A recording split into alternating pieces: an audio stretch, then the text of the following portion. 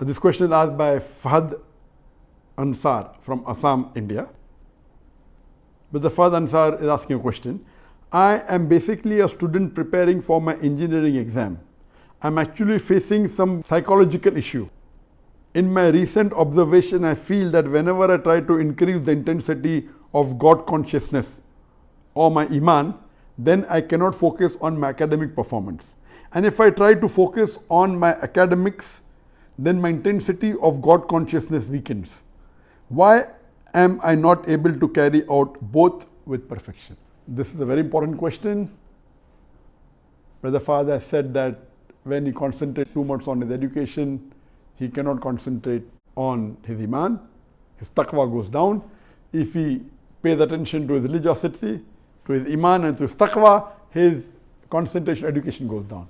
Why is this and how can he solve the problem? Many a time this happens by the waswasa of the shaitan.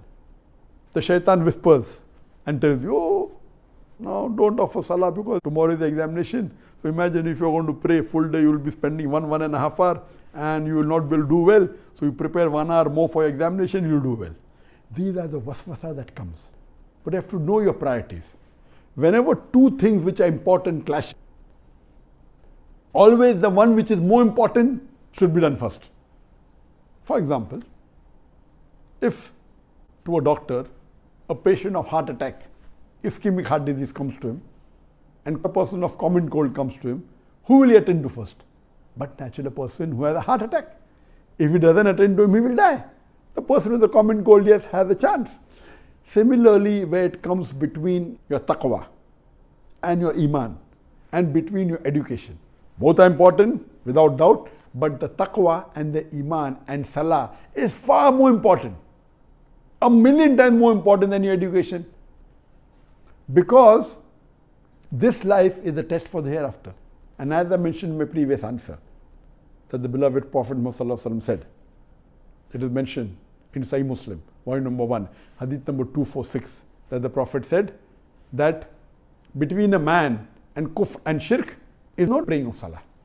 So if you think that if you become more religious, if you pray and if your iman increases, then your concentration of your education will go down, this is the waswasa of the shaitan. In fact, if you pray properly, the amount of serenity you get, the amount of peace of mind you get, that you study better. I am a medical doctor. During my medical studies, but natural, I used to have tension during the final exam. Most of the human beings have. But the moment you pray, your whole tension goes down.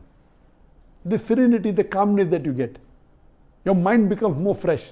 It is regenerating. And these things are very important. These things are a must every day of your life.